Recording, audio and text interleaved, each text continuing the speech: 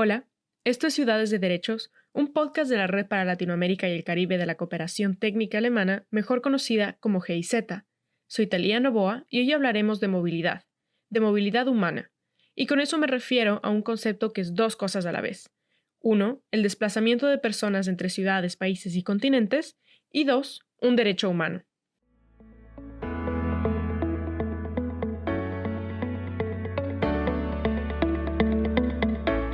Podemos entender el concepto de movilidad humana con cualquier fenómeno migratorio de la historia antigua o contemporánea. Si hay algo que podría definir la historia de la especie humana sobre este mundo, es justamente eso, el desplazamiento. Por siglos de siglos, las personas han migrado por el planeta entero. Las razones son muchas, por vivir en zonas de conflicto, por falta de empleo, por el cambio climático, entre múltiples razones más. Sea en el año 20 a.C. o en el 3020, la movilidad humana es y será fundamental para la supervivencia y el desarrollo de las personas y las culturas. Y hoy nos enfocaremos en un fenómeno de desplazamiento forzado, el de la comunidad venezolana en estos últimos años. Escucharemos las historias personales de migración y hablaremos sobre iniciativas altruistas en los países receptores que trabajan por su inclusión y para proporcionar las condiciones de una vida digna.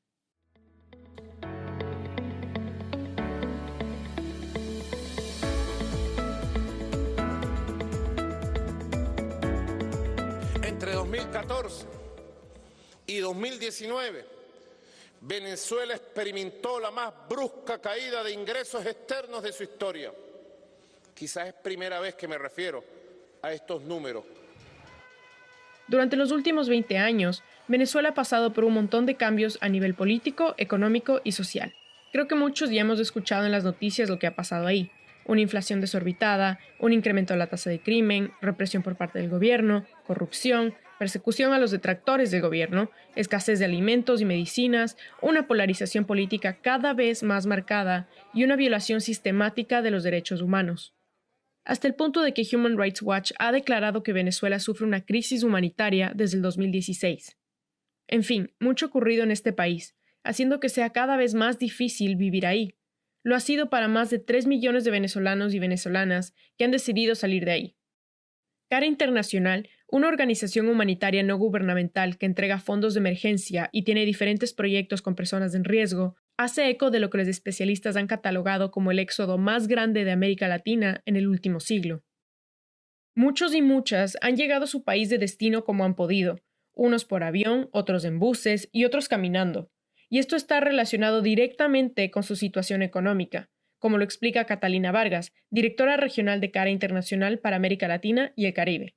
No es lo mismo hablar de una población migrante que va con todas sus libertades, que va con unos recursos económicos para poder hacer un proceso migratorio, que tiene contactos en el lugar al que llega, que conoce la legislación, que sabe cuáles son sus oportunidades, que tiene sus papeles en línea para poder tener un estatus regular, a un contexto distinto en donde las personas migran sin tener un respaldo, sin tener sus documentos, enfrentando muchos vejámenes en el camino.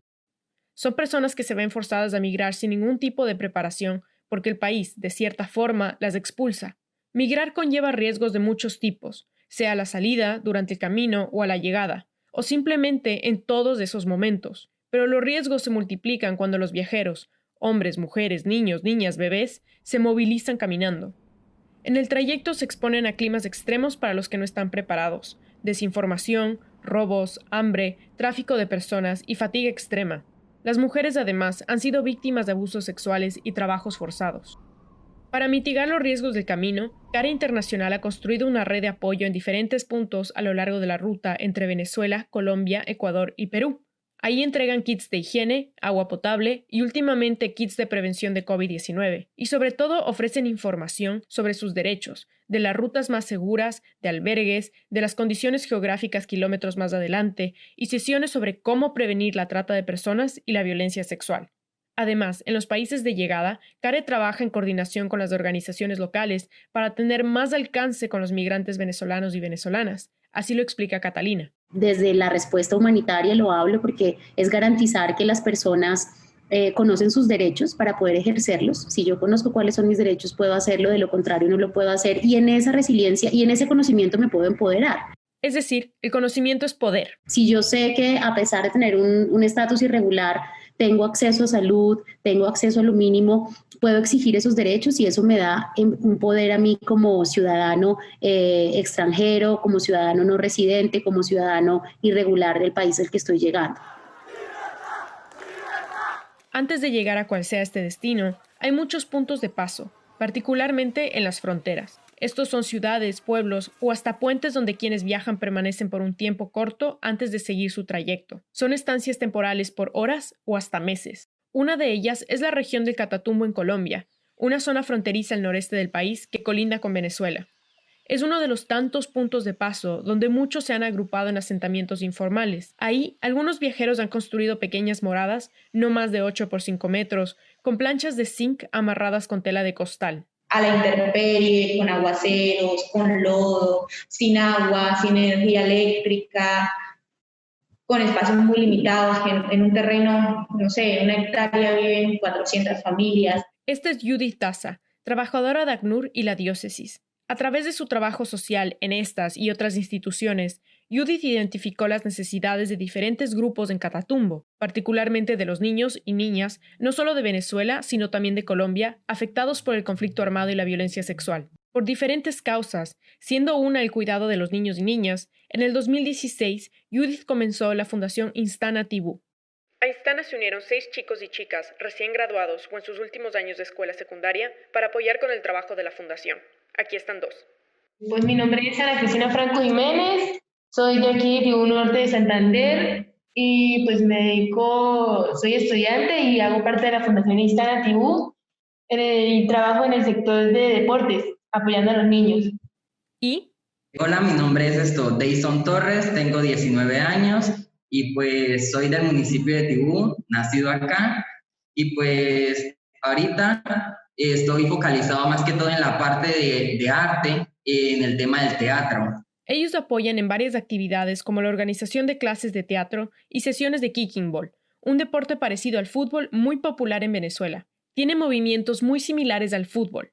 Ahorita esta actividad está en pausa por la crisis de COVID-19, pero antes de esto, Cristina cuidaba de que los niños y niñas participaran lo que más puedan durante los partidos. Observé mucho cómo jugaban los niños, ellos como que aportan para que trabajen en equipo.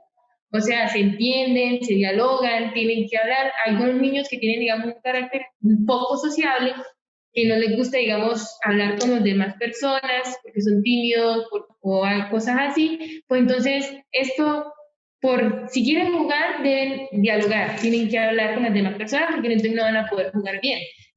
Por otro lado, las clases de teatro ayudan a los niños a exteriorizar sus emociones y de cierta forma salir de su caparazón. Tyson explica que las clases de teatro comienzan. Pues primero lo que hacemos es romper el hielo, porque muchos niños llegan con miedo, con esos nervios, con pena. Entonces hacemos al principio como una actividad como para romper el hielo, como para que se conozcan mejor. Cada sábado asistían 51 niños y niñas venezolanos y colombianos a los talleres. Al igual que los partidos de kicking ball, ahora están en pausa por la pandemia COVID-19.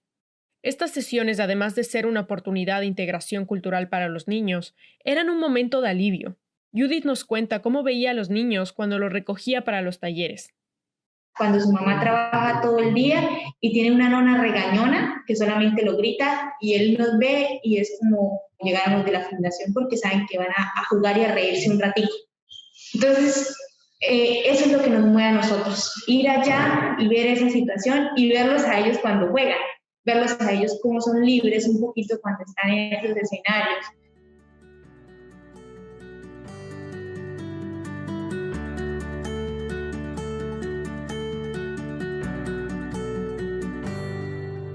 Atravesando Colombia en dirección al sur y llegando a la frontera con el norte de Ecuador, hay otro punto de paso, el puente de Rumichaca.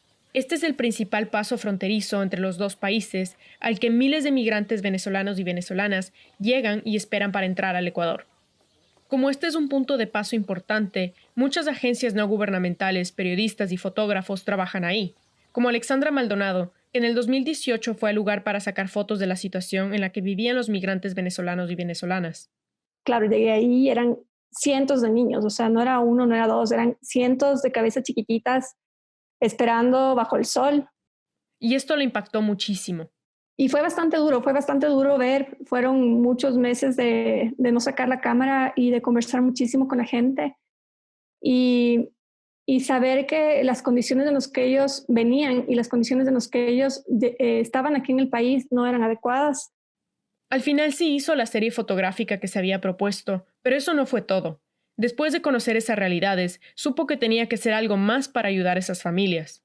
Alexandra regresó a Quito, su ciudad, y comenzó a hablar en las calles con mujeres venezolanas que habían llegado al país. Conoció a varias, y ante la necesidad de ellas por encontrar trabajo, Alexandra organizó cenas en su casa y las contrataba para que cocinaran para sus conocidos y amigos. Ahí servían arepas venezolanas, específicamente la arepa reina pepiada, de aguacate, pollo y queso. Pero no es que las mujeres iban, cocinaban y ya, sino que Alexandra quería que se sientan incluidas y que compartieran con sus invitados. Y ahí las mujeres venezolanas contaban sus historias. Las condiciones en las que vinieron, por qué vinieron, a quién dejaron. Y claro, eso marcó algo en mis amigas que yo no lo había visto, ¿no? Como era humanizar a esas personas que estaban en la calle, que los veíamos todos los días y que los seguimos viendo en los semáforos. Las cenas de reinas pepiadas crecieron. En 6 meses pasaron de funcionar en la casa de Alexandra a un restaurante llamado Reinas Pepiadas, y poco después, en el 2019, una fundación bajo el mismo nombre enfocada en crear proyectos de inclusión social y económica para las familias venezolanas que apoyan. El restaurante sigue en pie y se ha convertido en un negocio autosustentable. Con varios proyectos sobre la mesa, Reinas Pepiadas ha podido apoyar a 45 familias venezolanas que ahora son parte del proyecto. La fundación facilita el acceso a las escuelas para los niños y niñas y les ofrece mochilas y materiales escolares.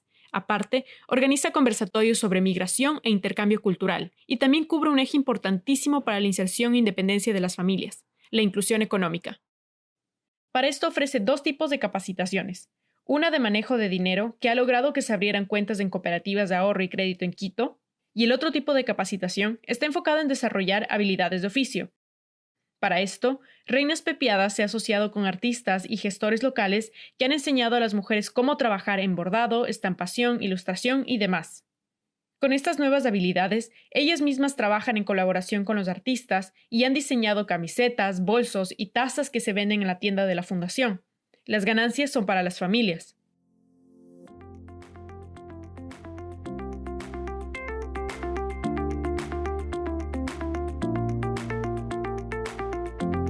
Dos mujeres que se han beneficiado de alguna u otra manera del trabajo de Reinas Pepiadas son Yegdisa Navas y Nangeli Morales.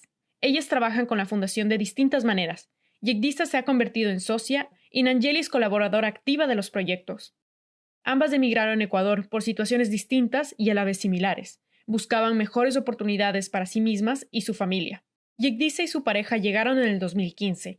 Estaban planeando tener hijos y era difícil poder hacerlo cuando la situación en Venezuela no les permitía saber si podían trabajar, comer, tener acceso a servicios de salud y vivir seguros. Todas esas, digamos, motivos fueron los que ya nos llevaron a decir, no, salgamos, veamos qué hay más allá de nuestras fronteras y busquemos precisamente un sitio donde podamos vivir tranquilos, donde podamos tener hijos, donde podamos llevarlos a un parque, donde podamos comprar los alimentos que sean necesarios, donde podamos trabajar y esforzarnos para precisamente eso, tener nosotros una mejor calidad de vida y darle a nuestra familia eso mismo. Después de casi 2 años, Yegdisa se convirtió en madre y esto le impulsó a desarrollar uno de sus emprendimientos. Ahora tiene un blog en la red social Instagram sobre maternidad y migración, y ha podido conocer a personas que le han permitido creer que es posible reconstruir su vida en otro país.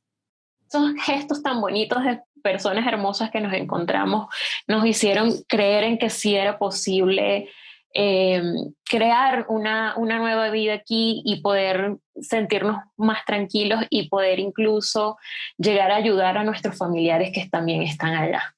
Entonces, son tantas cosas que he evaluado a lo largo ya de estos 4 años y casi 5 años, que realmente te digo, este último año es que yo me he sentido como parte de Ecuador, o he sentido Ecuador parte de mi vida, de mí. Nangeli, en cambio, decidió emigrar en el 2018 por su hija, que tiene una condición cardíaca y que era casi imposible de atender en Venezuela. Además, cada vez era más difícil conseguir comida y esto dificultaba su recuperación. O sea, yo viví en Venezuela y yo tenía que darle la prioridad de la alimentación era a mi hija. Y yo duré 15 días comiendo arroz, solo arroz, desayuno, almuerzo, cena. Y de verdad que estoy agradecida porque no moría de hambre. Así que en el 2018, Nangeli se fue sola y dejó a su hija con su abuela. En Quito se encontró con su pareja y 6 meses después pudo finalmente traer a su hija desde Venezuela. Su situación ha mejorado muchísimo desde que está en Ecuador. O sea, acá tengo 3 comidas y puedo ofrecerle a mi hija 3 comidas. Tengo un techo, tengo tranquilidad, tengo un empleo. Uno de los trabajos que más les ha marcado es el que han realizado en Reinas Pepiadas. Para empezar, ahí han encontrado una comunidad de apoyo. Y además, también ha sido una oportunidad para ayudar a otras mujeres venezolanas que atraviesan situaciones similares. Para Nangeli, participar en este espacio es más que un trabajo. Tengo una familia total que se llama la Fundación de las Reinas Pepiadas. Somos una familia hermosa que nos damos desde los buenos días hasta las buenas noches. Y cuando tú llegas y conoces a personas tan hermosas que te van diciendo, sí se puede, vamos a hacer esto, podemos avanzar en esto. Y es como un avance real. Ese avance real se traduce en el bienestar cotidiano, en las condiciones que propician una vida digna y en la relación con este nuevo territorio.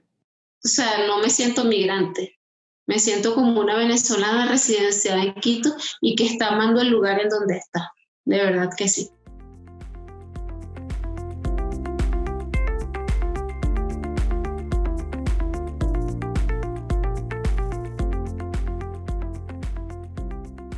La antropóloga Nina Nyberg explica que la movilidad humana es fundamental para la supervivencia y el desarrollo de las personas. En una conferencia en el 2018, dijo que por eso tiene sentido ver a los migrantes como personas que se cansaron de esperar el desarrollo en el lugar donde nacieron y que por esto son personas dispuestas a invertir en la creación de mejores futuros para ellos mismos, para sus familias y bajo las condiciones propicias, también de las nuevas sociedades a las que se han conectado.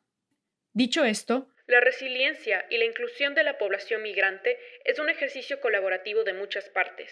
Por un lado, de los gobiernos de los países receptores y su marco legal dirigido a expulsar e invisibilizar o a integrar. Por otro, de la capacidad de resiliencia de la comunidad migratoria. Y finalmente, de nuestra capacidad de recepción, respeto y empatía. Migrar a un nuevo país significa reconstruir todo o casi todo. Es empezar de cero, y en casos como los de las personas que se movilizaron forzosamente, desde -0. Pero serán una serie de factores en el país de llegada que harán que el proceso sea más fácil o más difícil. Factores como el trámite de documentación, una comunidad de apoyo cercana, acceso a servicios básicos, acceso al trabajo y un sentido de respeto. Y brindar estas herramientas, comenzar a diseñar planes para incluir a los migrantes de nuestra sociedad es lo más importante, como dice Alexandra, la fundadora de Reinas Pepiadas. Entonces tenemos que comenzar a diseñar planes para incluirlas en nuestra sociedad, porque ellas no pueden seguir viviendo en espacios grises, ellas no pueden seguir viviendo en estos espacios que no están acondicionados y que no les permite estar dentro de un sistema. Necesitamos ser una comunidad de acogida verdadera, necesitamos ser una comunidad que entienda que esta problemática no solo viene desde Venezuela, sino que está pasando en todo el mundo. Y tenemos que comenzar a mirarnos como humanos. Porque, como dice Alexandra, son personas que necesitan oportunidades y necesitan un espacio en donde vivir y donde comenzar a soñar. Que ese proyecto de vida se pueda cumplir y que ellos puedan comenzar a caminar solos en este nuevo país.